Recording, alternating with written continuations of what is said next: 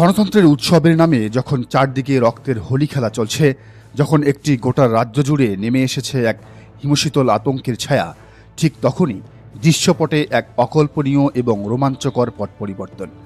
রাজনীতির ময়দানে যাকে আমরা জননেত্রী হিসেবে দেখে অভ্যস্ত, যিনি সাদা শাড়ি আর হাওয়াই চটিতে বাংলার এ প্রান্ত থেকে ও প্রান্ত দাপিয়ে বেড়েছেন, সেই প্রাক্তন মুখ্যমন্ত্রী মমতা বন্দ্যোপাধ্যায় এবার অবতীর্ণ হলেন এক সম্পূর্ণ ভিন্ন এবং অপ্রত্যাশিত রূপে।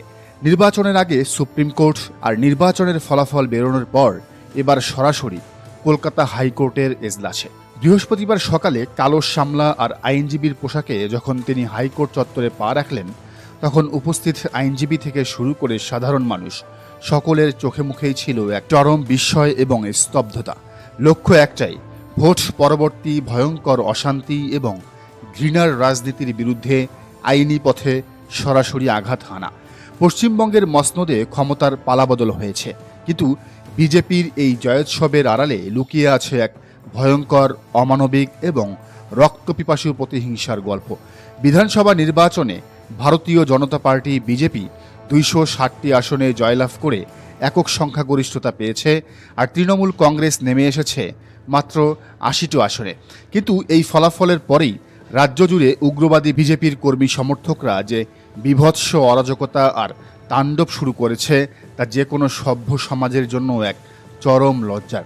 ভোটের পর থেকেই রাজ্যে উৎসবের নামে মূলত তৃণমূল কংগ্রেসের ভোটারদের এবং বিশেষভাবে টার্গেট করে মুসলিম সম্প্রদায়ের উপর অকথ্য নির্যাতন চালাচ্ছে শুভেন্দু অধিকারীর দলের নেতাকর্মীরা।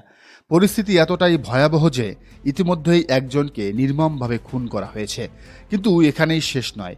বিরোধী শিবিরের ঘরবাড়ি, দোকানপাট, ব্যবসা প্রতিষ্ঠান এখনও নির্বিচারে ভাঙচুর করা হচ্ছে।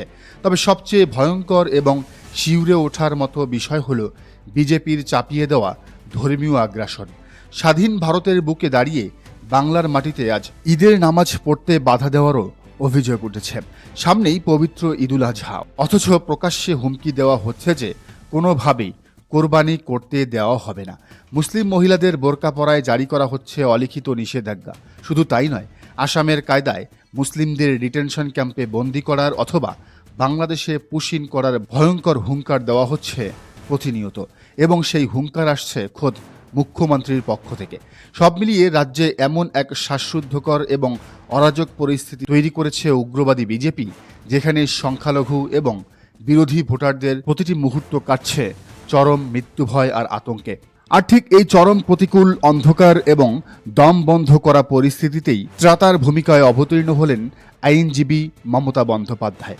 রাজ্যের প্রাক্তন মুখ্যমন্ত্রী যখন দেখলেন রাজপথে দাঁড়িয়ে এই পেশিশক্তি আর ফ্যাসিবাদের মোকাবেলা করা কঠিন, তখন তিনি আইনের কিতাব আর সংবিধানকে হাতিয়ার করে সোজা পৌঁছে গেলেন কলকাতা হাইকোর্টে। বৃহস্পতিবার সকাল, ঘড়ির কাঁটায় তখন 11টা বাজার আর কিছুক্ষণ বাকি। কলকাতা হাইকোর্ট চত্বর এমনিতেই ভিড়ে ঠাসা থাকে, কিন্তু হঠাৎই সেখানে এক অভূতপূর্ব দৃশ্যের অবতারণা হলো। কালো গাউন, গলায় সাদা ব্যান্ড, পুরোদস্তুর একজন আইনজীবীর বেশে গাড়ি থেকে নামলেন মমতা ব্যানার্জি। প্রধান বিচারপতি সুজয় পাল এবং বিচারপতি পার্থসারথী সেনের ডিভিশন বেঞ্চে তখন ভোট পরবর্তী অশান্তি সংক্রান্ত একটি অত্যন্ত গুরুত্বপূর্ণ জনস্বার্থ মামলার শুনানির প্রস্তুতি চলছিল। জানা গিয়েছে, এই যুগান্তকারী মামলাটি দায়ের করেছেন তৃণমূলের বর্ষিয়ান সাংসদ কল্যাণ বন্দ্যোপাধ্যায়ের পুত্র আইনজীবী শীর্ষান্ন বন্দ্যোপাধ্যায়।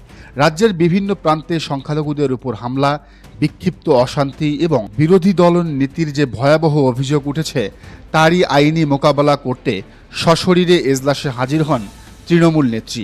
তিনি শুধু রাজনৈতিক দলের প্রধান হিসেবে নয়, বরং একজন আইনজীবী হিসেবে আদালতের কাছে সুবিচার চাইতে সেখানে উপস্থিত হয়েছিলেন।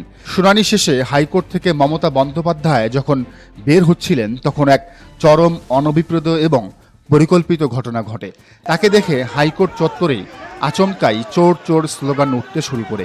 প্রাক্তন মুখ্যমন্ত্রী এবং একজন বর্ষিয়ান রাজনীতিবিদের প্রতি এমন অশালীন আচরণে হাইকোর্ট চত্বরে মুহূর্তের জন্য এক চরম উত্তেজনার সৃষ্টি হয়। তবে মমতা বন্দ্যোপাধ্যায় এই স্লোগানে বিন্দুমাত্র বিচলিত হননি। তিনি অত্যন্ত শান্ত অথচ দৃঢ় কণ্ঠে অভিযোগের তীর সরাসরি বিজেপির দিকে ছুড়ে বলেন, এরা সবাই বিজেপির লোক, এরা পরিকল্পিতভাবে এই অশান্তি ছড়ানোর চেষ্টা করছে। এরপর পরিস্থিতি আর বেশি দূর গড়ানোর আগেই তার নিরাপত্তা কর্মীরা তাকে কড়া পাহারায় হাইকোর্ট চত্বর থেকে বের করে সরাসরি কালীঘাটের বাড়িতে নিয়ে যান। রাজনৈতিক বিশ্লেষকরা মমতা বন্দ্যোপাধ্যায়ের এই অভাবনীয় পদক্ষেপকে এক মাস্টার স্ট্রোক এবং চরম রাজনৈতিক সাহসিকতার প্রতীক হিসেবে দেখছেন। বিধানসভা নির্বাচনে চরম বিপর্যয়ের পর যে কোনো রাজনৈতিক দল বা নেতার মনোবল ভেঙে পড়াই স্বাভাবিক। 260 বনাম 80 এই বিশাল ব্যবধানের হারের পর তৃণমূল কংগ্রেসের কর্মী সমর্থকরা যখন চরম হতাশা এবং অস্তিত্ব সংকটে ভুগছেন, মুসলিমরা যখন ঘরবাড়ি ছাড়া হচ্ছেন, ঠিক তখনই মমতার এই সক্রিয়তা পুরো দলের শিরায় শিরায় নতুন করে বেঁচে থাকার অক্সিজেন জুগিয়ে দিল। বিশ্লেষকদের মতে মমতা ব্যানার্জি খুব ভালো করেই জানেন যে বিজেপির এই 260টি আসনের জয়ের পেছনে রয়েছে এক বিশাল জালিয়াতি। ইতিমধ্যেই আদালতে বিজেপির বিরুদ্ধে স্পষ্ট ভোট চুরির মামলাও চলছে, যেখানে লক্ষ লক্ষ ভোটারকে তালিকা থেকে সুকৌশলে বাদ দেওয়ার ভয়ঙ্কর প্রমাণ সামনে এসেছে। এই প্রতিকূল এবং ঘোর অন্ধকারের মধ্যে রাজ্যের মানুষের পাশে দাঁড়ানো এবং আইনি লড়াইকে সামনে থেকে নেতৃত্ব দিয়ে মমতা প্রমাণ করতে চাইলেন, হারলেও তিনি বিন্দুমাত্র ময়দান ছাড়েননি। তিনি বুঝিয়ে দিলেন যে মুখ্যমন্ত্রীর চেয়ার না থাকলেও বাংলার মানুষের অধিকার আদায়ের জন্য তিনি শেষ রক্তবিন্দু দিয়ে হলেও লড়াই করবেন। মমতা বন্দ্যোপাধ্যায়ের আইনি লড়াইয়ের এই ইতিহাস অবশ্য নতুন নয়। এর ঠিক আগেই ভোটার তালিকার চরম জালিয়াতি এবং সংশোধন নিয়ে সুপ্রিম কোর্টের প্রধান বিচারপতি সূর্যকান্তের এজলাসেও তিনি সশরীরে উপস্থিত হয়ে সওয়াল করেছিলেন। দিল্লির মস্তক থেকে শুরু করে কলকাতার হাইকোর্ট, সব জায়গাতেই তিনি বুঝিয়ে দিচ্ছেন যে বিরোধী দল নেত্রী হিসেবে তিনি কতটা অপ্রতিরোধ্য।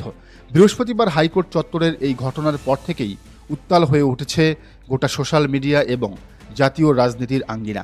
তৃণমূল কংগ্রেসের পক্ষ থেকে তাদের অফিসিয়াল পেজে হাইকোর্ট চত্বরে কালো গাউন পরিহিত মমতার একটি ভিডিও পোস্ট করে অত্যন্ত আবেগঘন বার্তায় জানানো হয়েছে, আরও একবার তিনি দেখিয়ে দিলেন কেন তিনি বাকিদের চেয়ে সম্পূর্ণ আলাদা। সত্য, ন্যায় বিচার এবং সাংবিধানিক মূল্যবোধ রক্ষার লড়াইয়ে তিনি কখনোই আপোষ করেন না।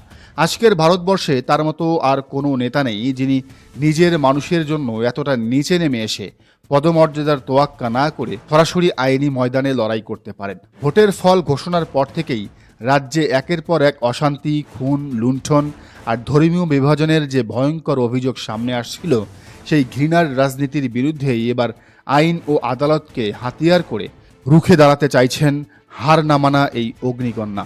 এখন শুধু দেখার অপেক্ষা এজলাসের এই রোমহর্ষক লড়াই রাজনৈতিক ময়দানে তৃণমূল কংগ্রেসকে কতটা অক্সিজেন যোগাতে পারে।